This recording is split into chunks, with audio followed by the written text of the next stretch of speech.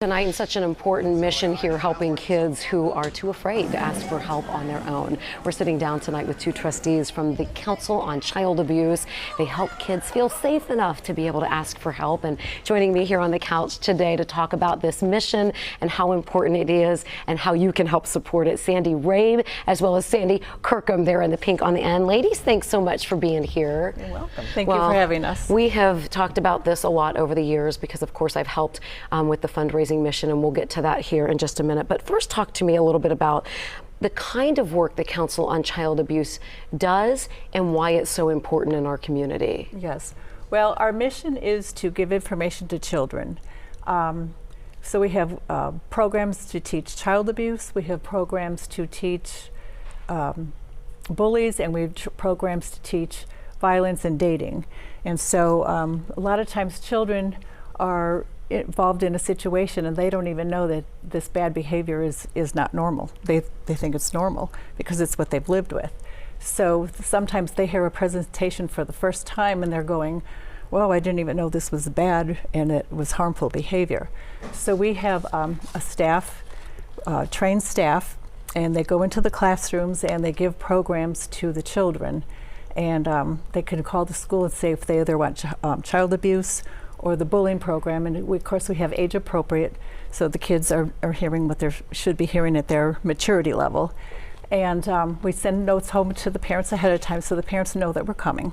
It's not a surprise, but the children hear the information. They have about a 40-minute presentation, and they have a couple of videos and whatever. At the end of the presentation we say, now if you think you need to talk to us, please come out in the hall.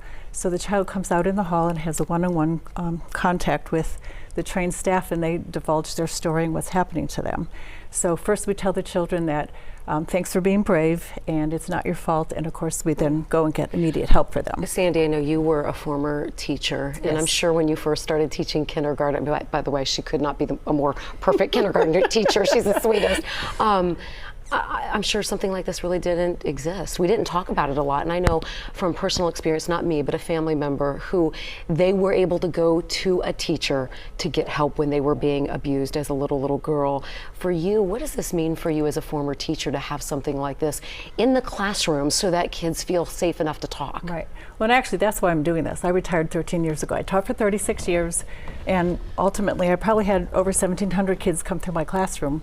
Never even really thought about it. We talked stranger danger and those few things, but the actual sexual abuse, I didn't even know. When I retired, Council on Child Abuse got a hold of me and said, hey, we'd like you to help out, and I just had no idea. So now I'm walking around spreading this to as many people as I can, because if we don't talk about it, if we don't acknowledge it, it's not, it's never going to change. The cycle continues. Sandy, I want to bring you in here. Why did you get involved in the Council on Child Abuse? And talk to me about what you think does make it so special. Well, I've been on the board for 6 years, and Sandy invited me to join after she read my book and learned that I had been sexually abused by my youth pastor as a teenager.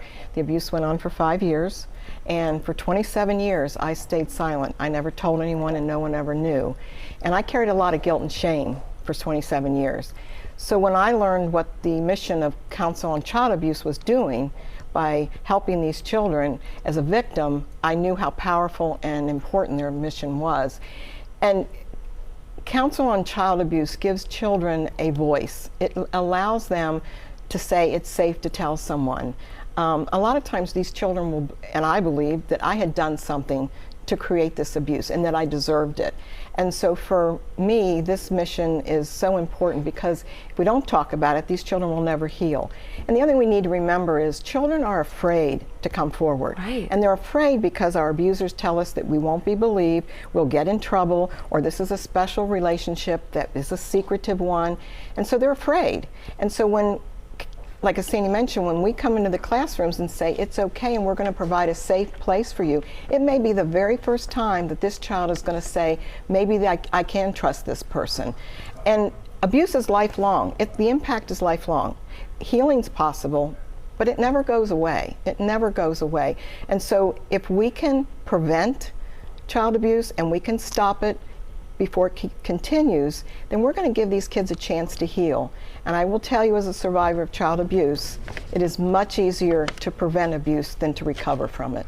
Well, thank you for sharing your story. Yeah. I wasn't sure if you were going to go there with me on television. I know personally we had talked about it Yes. at the event, and I want to get to the event. It is Reach for the Stars. It's a fundraiser actually happening tomorrow evening at the Kenwood Country Club. Tickets, unfortunately, no longer available, but anyone can still bid. If you want to help, you want to support, we have some really neat silent auction items. You can also make a donation, of course, anytime. All of that information will be on our website, WLWT.com, and maybe next year you can join us for the annual Reach for the Stars event. Guys, Well, Sandy and thank you. Sandy, thank you.